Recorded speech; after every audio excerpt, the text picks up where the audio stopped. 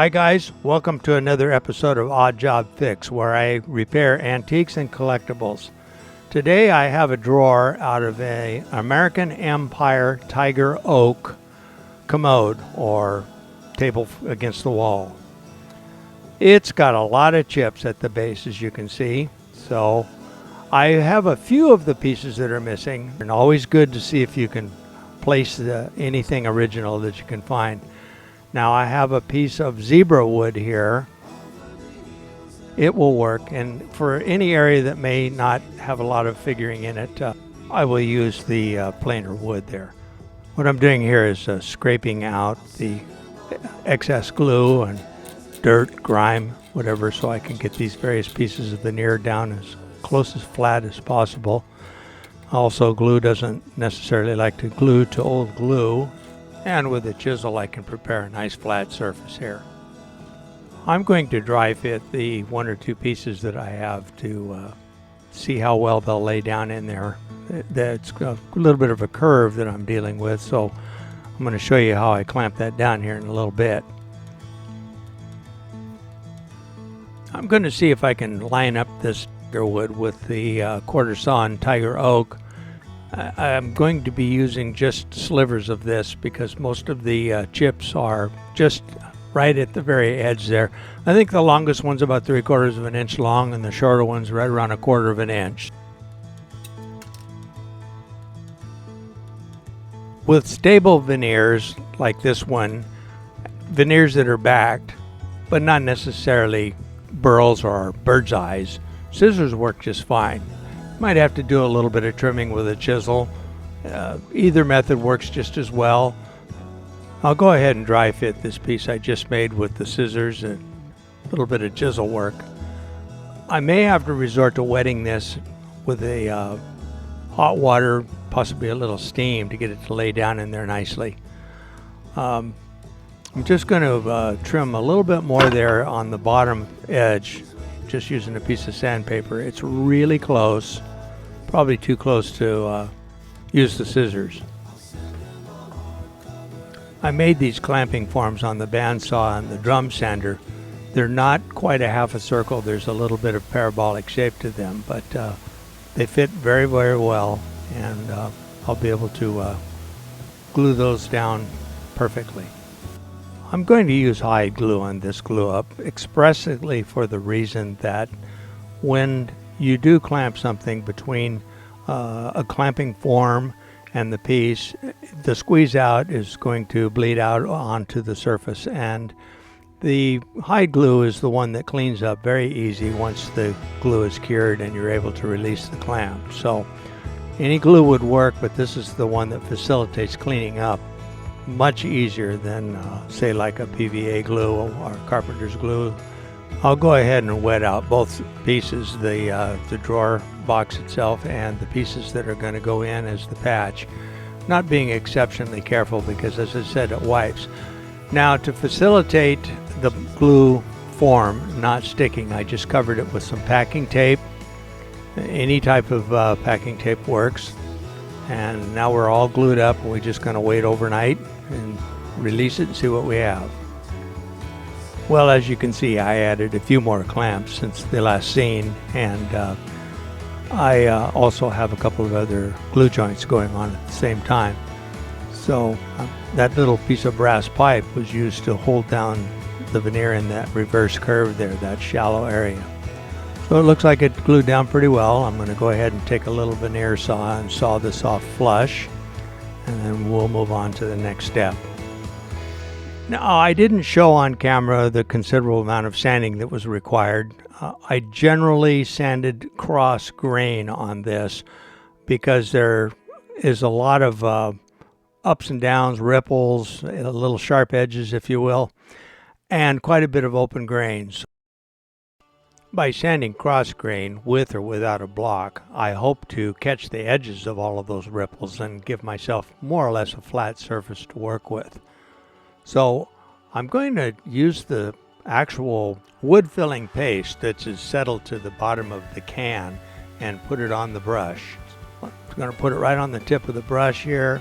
I'm just going to scrub it over the surface and work it down into the the grain. This apparently had been exposed to the outdoor weather a little bit, and there was quite a bit of checking in the surface as well as the chipping. I would surmise that the veneer started to let loose because of the exposure, and then the chips, a result of the veneer having popped loose at the bottom edge there. Just moving the drawer in and out of the cabinet frame would do that. Little touch up on the side there. I actually used the side as a test for the color of the stain too, but I didn't mention that earlier, but it's pretty important. Again, now I'm rubbing across the grain. I don't want to pull that wood filler out, and I'm not using a lot of pressure. I'm just gently trying to pick up that stain. This technique is known as dry brushing, and what I'm trying to do is just blend the very topmost part of the stain just to even things out. I let the stain dry overnight, and I put one very thin coat of shellac sealer on it. And what I'm doing here is I'm scraping out some of the filler part of the stain, because there are some voids here that were too large to fill with a paste filler. So what I'm going to use are shellac sticks. I've got two different colors there, and I can use a little of one, a little of the other, make them homogeneous, or actually a little bit of variegation to match the grain. It's just whatever you can do. There was one piece here that I actually missed. So there's no reason for a 1/4 inch by 1/4 inch void that I can't do that with the shellac fill sticks only. And again, I may use both colors to get a little variegated look there. And there is the possibility of adding grain through the little graining markers. So I keep this palette knife warm and then dip it into the shellac stick and transfer the melted shellac to each void for an absolutely level surface all the way across. This is a warm iron used with shellac wax fill sticks. Normally you would pull this with the grain or over the curvature, which I am going to do eventually here, but this tool is also used to melt and transfer material to the various voids. So it's whatever works the best. This process here will level the shellac fill stick to the point that very little sanding or shaping is required. You've got to keep this thing on the move. There's no question about it.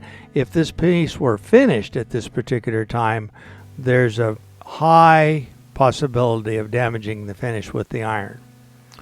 So we're going to sand these lightly just to blend them into the wood. I'm next going to use a colored wood filler pencil just for a little bit of detailing and coloring in of some of the areas that I didn't use the fill sticks on and need a little bit of pre-color before I do the final finish. I did find that these sticks will respond a little bit better if you warm them up with a hairdryer. The next step after filling is background shading. And what this is for is to take pieces that are a little too light for the background, or in some cases a little too dark, so they can just be blotted out with a background marker. And then the accents are applied with exactly that, an accent brush.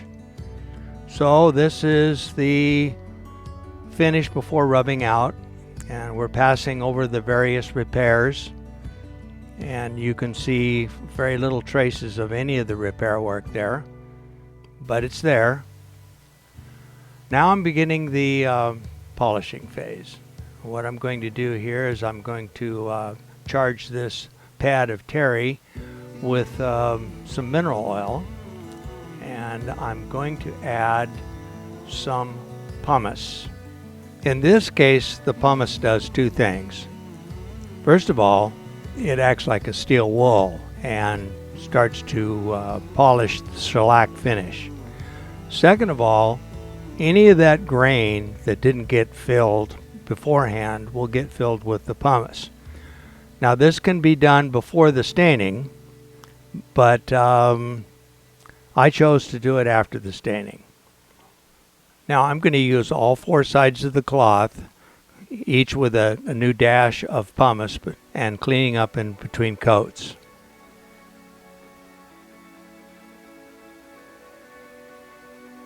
The next to the last step in this process is to bring out the French polish pad. Now I'm going to charge this with a little fresh alcohol, and inside the wadding there is a quantity of shellac. Again, French polishing is applying just a very, very thin layer of shellac as much as it is blending what's there. Very light pressure. They talk about sort of landing the airplane and taking off, never stopping on the. At this point, it's time to clean off any residue and the oil that was left on the surface from the pumice rubbing. So for this, I'm just using some mineral spirits or naphtha. Neither one of them will bother the shellac. I'm showing this again because as I apply the French polish, you can see it just glossing out and then disappearing in sort of a whisper. And that's exactly how it's supposed to look when you do this. So I'm going to let this sit overnight, and it'll be followed by some waxing, and it's pretty much a done deal. That's a wrap on another project by Odd Job Fix. This is your host, Zeke. And if you enjoyed the video, I'd really appreciate a thumbs up. I'm not going to beg you to subscribe or anything like that, but thumbs up really does help. Thank you very much for watching. I'll see you next time.